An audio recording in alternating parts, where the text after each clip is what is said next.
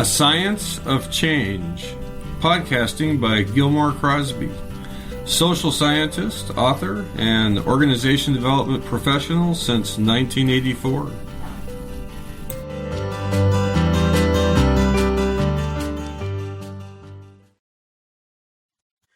Hi, listeners. This is Gil Crosby, and you're in for a special treat. Here I am interviewed by Dr. Neva Alexander for her podcast, which also is a video podcast, which you can watch if you prefer on YouTube.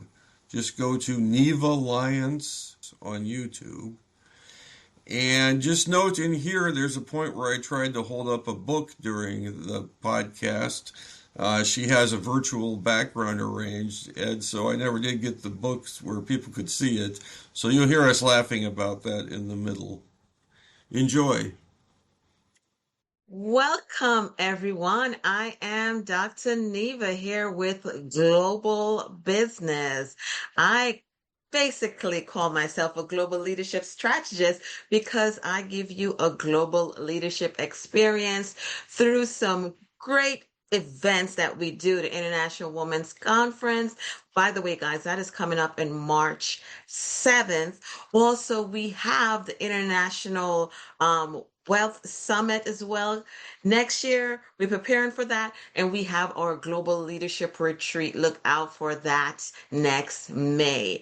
And there are a lot of different things. I do have to keep you posted, but don't want to digress and, get off topic. We have a wonderful, wonderful guest with us today. And you know how I do it. I prefer for my guests to introduce themselves. So, Gilmore, take it away. Who are you? Tell the audience.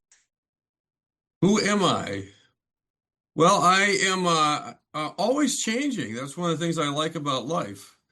And my journey, you could say, began with my father. He is an organization development professional. He's 97. And I learned from him and started working with him back in 1984. I'm actually speaking with him in Spokane, Washington, live on September 29th at the Organization Development Network Conference this year. It's in his hometown, so that's like the only live performance he can do now is if it's right in his hometown. So pretty exciting. I'll be flying to Spokane and we'll be with a live audience talking about the first OD work I ever did, organization development work, which was a citizens engagement project to we ended up with 10,000 people in Spokane, Washington, all voting on a future direction for their downtown riverfront park. And so I've been doing organization development work ever since. It's taken me all over the world. And so I've just been blessed by that. And then there's just simple methods that I think anyone can use for social change or for improving organizations. So I'll be happy to chat some about that based on where you want to go, Neva. Yeah, definitely. And wow, your dad, it's I love to hear when people, reach to a certain age and still doing what they're passionate about. It like brings joy, right? Because for me, a lot of stuff that I do, and I'm sure for you as well, this passion that keeps us going, something that we believe in, and to reach a certain age and can do it. So, congrats to your dad and, keep up the good work. So, Gilmore, you come from a family legacy of organization development, as you stated, and from what I understood, goes back to like the 1950s, right? So what is it like growing up around that kind of thinking, and how did, your father's work shape your own approach? Well, quite a bit. So he was influenced by Kurt Lewin, who passed away in 1947. 6 years later, Dad happened upon a tea group at Boston University And that was his first exposure to Lewin's work in organization development. And a T group is a process where through your interactions with the other participants and with whoever's running it, uh, you set aside the person you pretend to be, and you pay attention to your current emotions in your interactions. You pay attention to how do you really understand others. And so you learn from sprinklings of theory, you apply it right away to what's happening now. And how do you be the best you can be in the moment you're in? And that becomes the groundwork for how do I influence in organizations? How do I influence the world I'm in? How do I lead? How do I follow? What authority issues do I have? Am I afraid to speak to people in positions of power? Uh, it's just a very freeing process. So he took that, he kept applying it. As a kid, I was in little groups. In Nashville, we lived in Nashville. It was segregated. And so Dad got in some trouble for this, but he had integrated church camps. And so I was in groups with uh, black kids when I was a little kid, and it wasn't super sophisticated learning. It was more of us just getting to know each other. What do we like? What do we have in common? Right. And yeah, so that's just sort of the spirit of it. And I still do T group work in organizations where workers and bosses or people in positions of authority are all mixed together talking about, well, what's what happening now in this Mhm. organization, and how can we learn from each other and help each other instead of just fighting with each other. Now, my question, was there a particular moment based on what you just said? Was there a particular moment when you knew this was, your calling to, just like your dad? Do you recall when you're like, this is me and I gotta do it?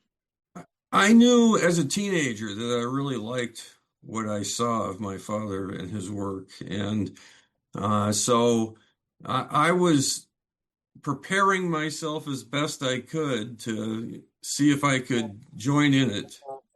And so through college, I went to an experimental college called the Evergreen State College in Olympia, Washington, where you got to sit in small groups with the professors and you had to read the material and actually talk out loud about what you thought it meant.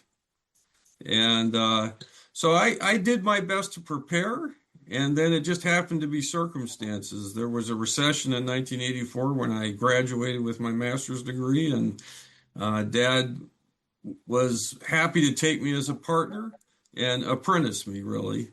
And he couldn't really pay me, couldn't pay me much. I got room and board and a little bit of pay, but we started on various projects, and I mean, I just learned a whole lot right away about, like I was in a tomato processing plant, Contadina, Hmm. and I worked with every group in the plant and helped workers and their supervisors just talk about what's in the way of getting the work done and what can we do about it.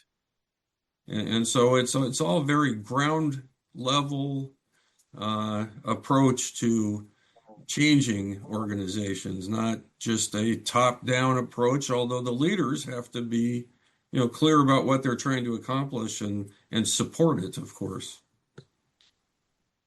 Now, thanks, Gilmore. You mentioned that or described Kurt Lewin's method as the most reliable path to progress.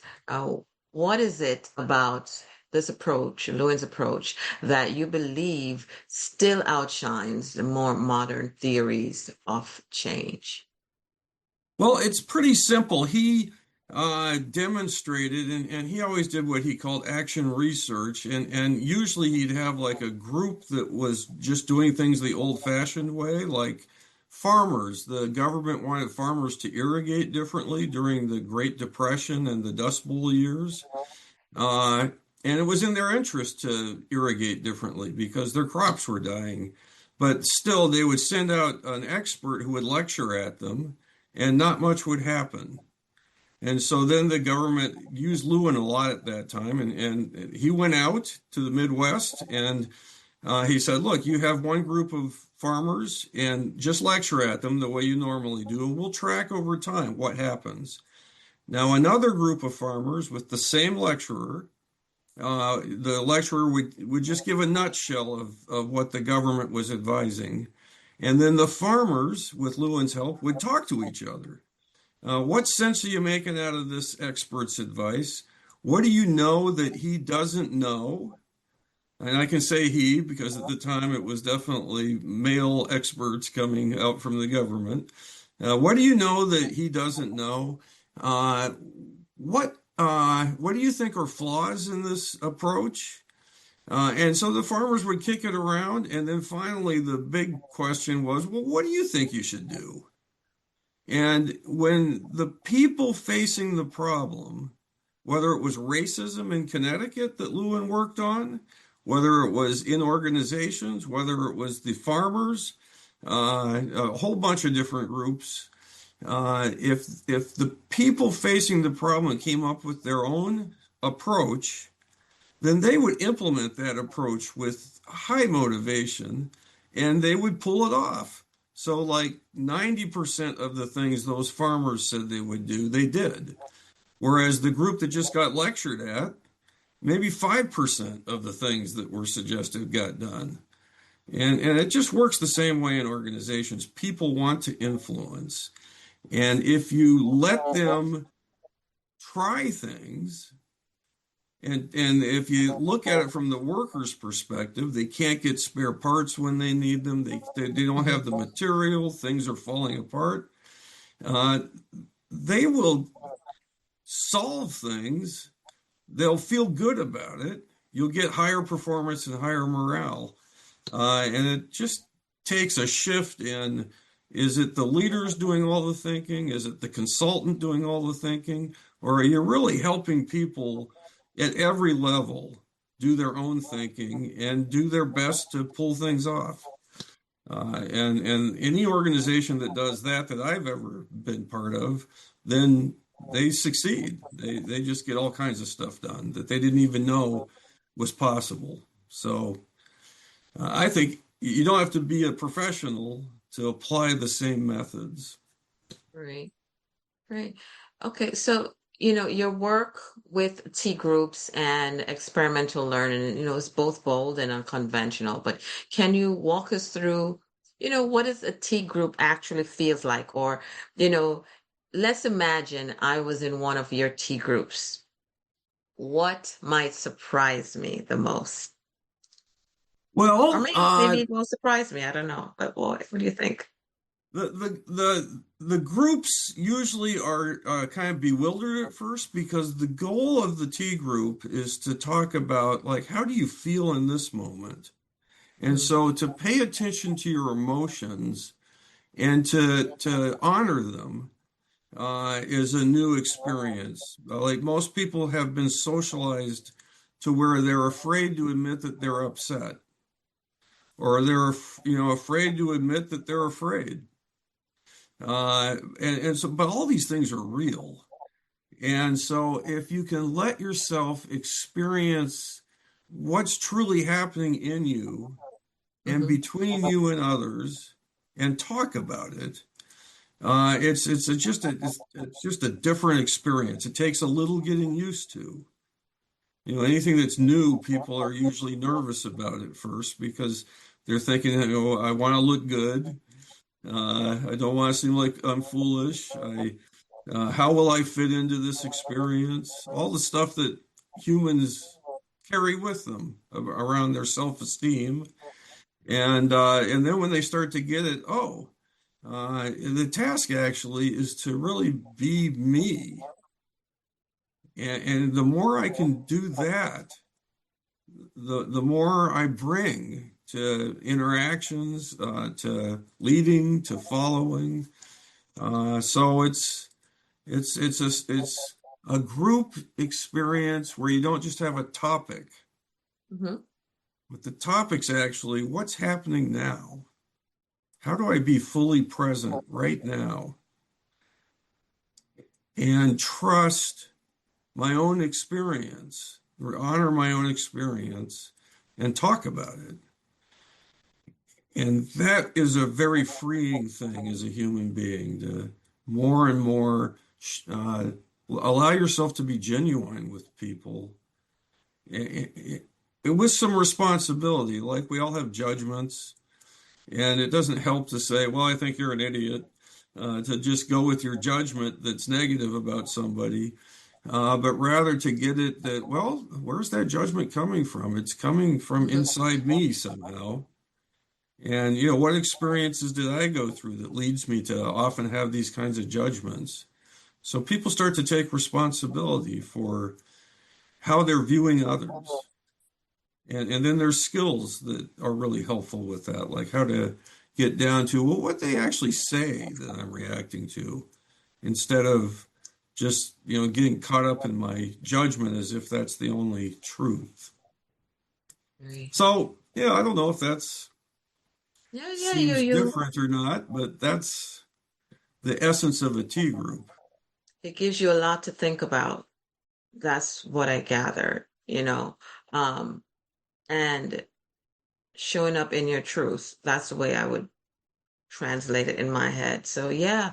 Now, guys, it's Hmm. your first time being here. We are here every Wednesday at noon. If you're watching on YouTube, I'm not able to interact with you now, but definitely feel free to leave a question. You can come back later on and answer the questions. But if you would like to join us in the future, definitely reach out to us. You see in the back, Nevalliance, nevalliance.com. That's how you can reach out, or info@nevalliance.com. So let's continue, Gilmore. Appreciate the information that you're giving because it's very insightful.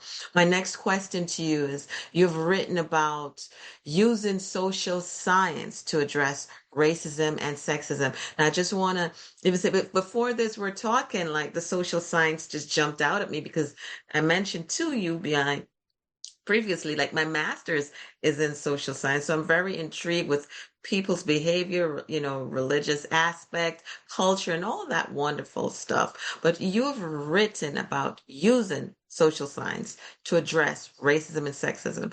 How do you see organizational development playing a role in dismantling these social diseases and not just talking about equity, but truly changing systems? Love your feedback on that. Well, I love your questions. I I just rely heavily on Kurt Lewin's social science. Really, he created social science. He was the first person to take psychology and anthropology and anything that seemed related and mix it together. And and he applied it himself to, well, he was a Jewish male growing up in Germany. He was born in 1890, and he was there throughout the rise of Hitler, right up to 1933 when he fled and got to the United States. It wasn't easy. We weren't very welcoming at the time. And we've gone through many periods like this where we are not very welcoming. And so his approach was collaborative. You bring people in, like again in Connecticut, he was hired by the Connecticut state government to work on racial tension and equity. And so he brought in anyone who was willing to participate. The business leaders who were always at that time white males, all the social workers that were working on it, people who cared about decreasing prejudice in society. And so I think that's a critical thing in any attempt to make a more democratic world. And by democratic, I mean you really have respect for each person in the system that you're in, and they're allowed to influence within the structure. I mean, the structure, we elect people, and so the people, once they're elected, need to make decisions and do things. It's not like we vote on everything that happens, but we're able to influence because we at least get to help pick who's in charge. And so all his principles are based on democracy, really. And so he looked a lot at what went wrong in Germany. They elected Hitler. And how do you avoid uh, having autocratic influences take over a democracy? And the playbook's always the same. For autocrats, they attack a weak group, and yet at the same time they try to convince everyone else that the weak group is dangerous. And so they want us to fear the weak group. And so they play, the playbook gets repeated, unfortunately. And in our culture, in the United States, I'm talking about, I really got clear for me when I wrote this book, Diversity Without Dogma. Well, I don't know if you can, it's not so Yeah, I see you easy. trying to put it up and Virtual show it enough, backgrounds, but yeah. Okay, well, that's not going to work. Anyway, several of my books are based on Lewin, and really in I'm this sorry, can you state the name of the book, please? diversity without dogma. Okay. So the in our cultural history of this country, from the beginning, we had autocrats come, the Virginia colony. It wasn't about religious freedom. It was to make money for the king and the Church of England. And they brought the ruling class, and then they brought like 100. The very first people that arrived were, a lot of them were Irish indentured servants. And so right away we had class in the US. And then when they started to bring in slaves, because they had the means to make money in Virginia with tobacco, uh, the slaves and the Irish kept rising up and trying to overthrow the aristocrats. Well, they said, what are we going to do about that? We're going to divide and conquer. We're going to put the Irish, we're going to give them a promotion. We're going to call them white, and we're going to have them be the overseers of the blacks. And so they used race from the beginning to divide and conquer and to truly create a culture that overcomes that. Well, we're far from it, I think. But to overcome that, we have to collaborate. We can't have DEI programs that say, well, you're all white, so you're all automatically biased and racist because you're part of the power structure. And that approach has led to a lot of white people being upset. And that doesn't help any. It helps to say, look, this is a problem, prejudice, sexism, racism. It's not good for us. It's a social disease, and it's being exploited by people who want to be in charge. We have to come together. We have to invite anybody in who's willing to help create a better society, one that's really based on respect for everybody from every walk of life. And so that's what I advocate for in that book. And I write about the whole history of the U.S. in it because the current things that are going on that I don't approve of are really just a continuation of, I think, our history so far. We haven't really moved beyond this dividing and conquering strategy. And it doesn't help if those of us who want things to be better also divide.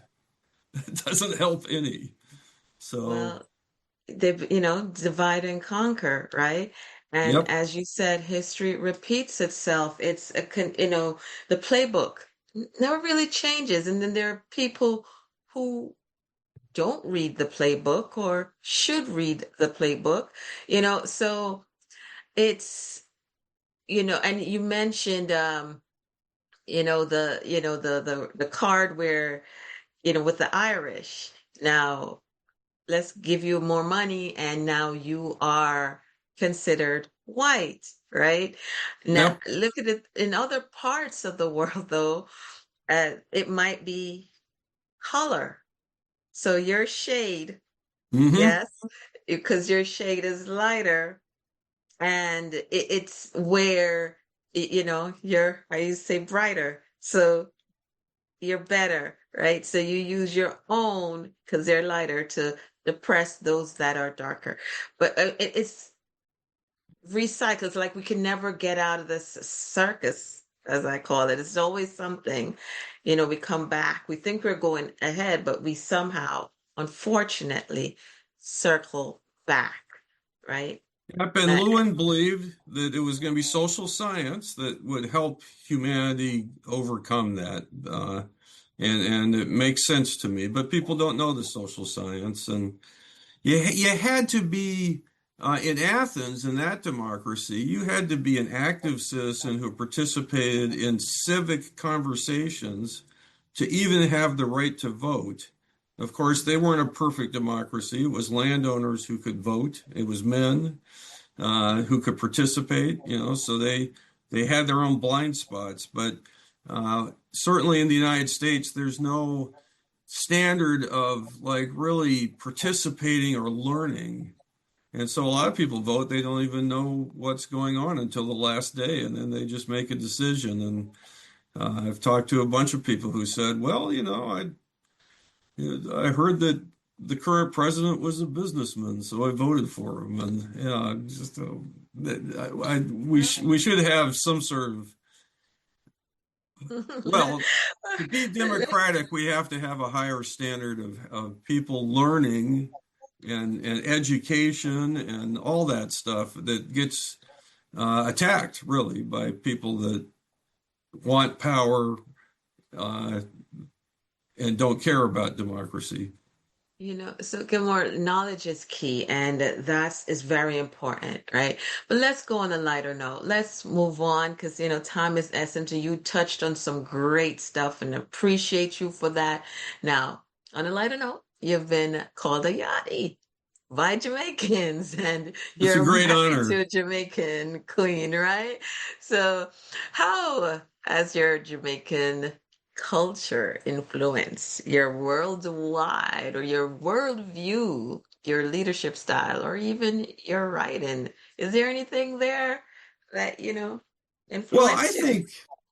I think all people that should travel some and be in other cultures. And I had the privilege in 1999, I started in Jamaica doing tea groups in a bauxite refinery and helping to create a culture in that refinery. I worked with everybody in that refinery and all the small groups and everything to same type of stuff. They would identify what's in the way of the work and come up with their own solutions. And but they also about half the people in the plant went through tea group workshops and so. But in that process, it just helped me be humble.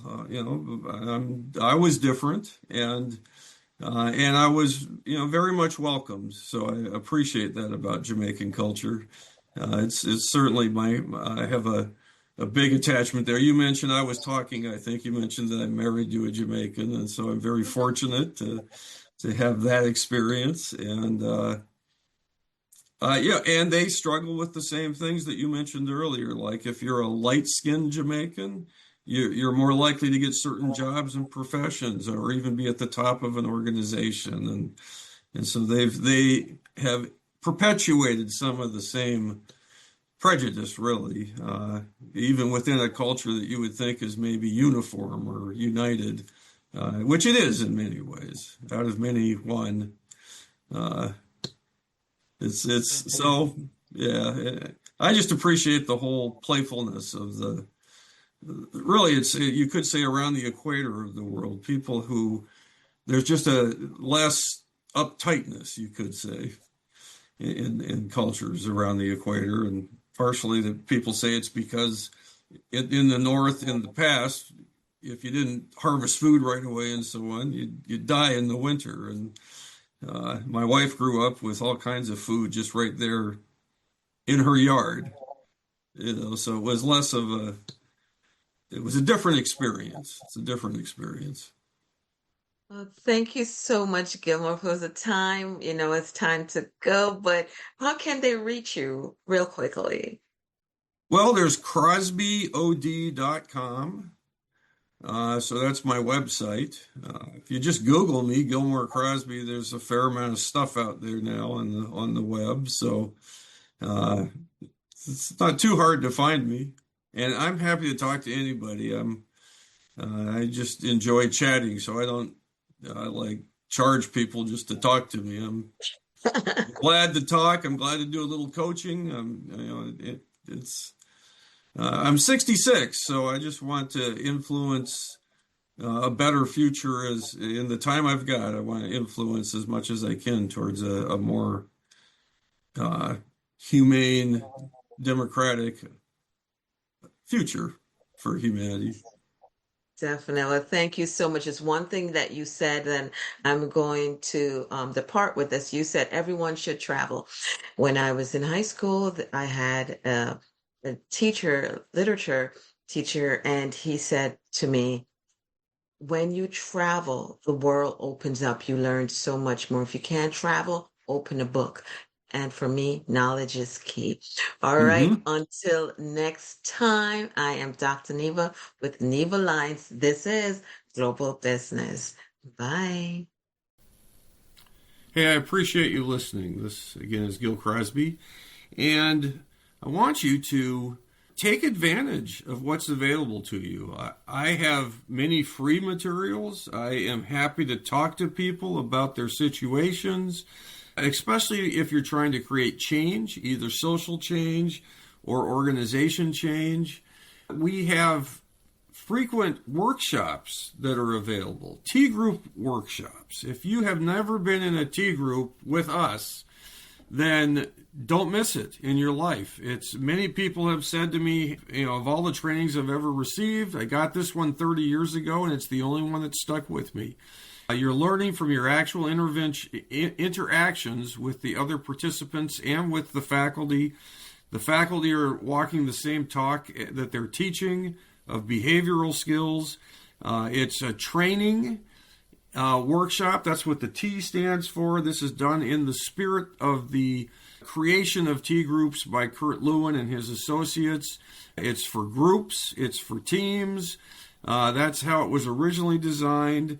It is a opportunity to learn about theory and put it directly into practice. Again, the original design, you learn things and then you put them into practice. It was not just all ambiguity, which is how some T groups, most are led today, where the faculty hardly says anything. That's not how this is designed. So join us for that.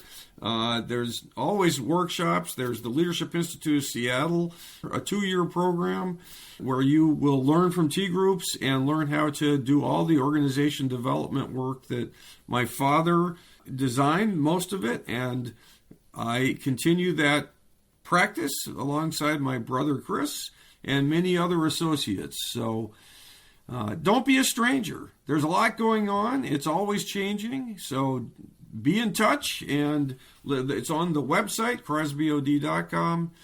I look forward to working with you in your organization or as you pursue things like reducing gun violence and decreasing racism in our society. Whatever your goals are, the social science of Kurt Lewin guides how to achieve those goals in a reliable way. And so that's what I apply and practice every day. And I invite you to do the same. Together, we can create high productivity and morale in organizations. We can create stronger foundations for democracy. We can create a better world.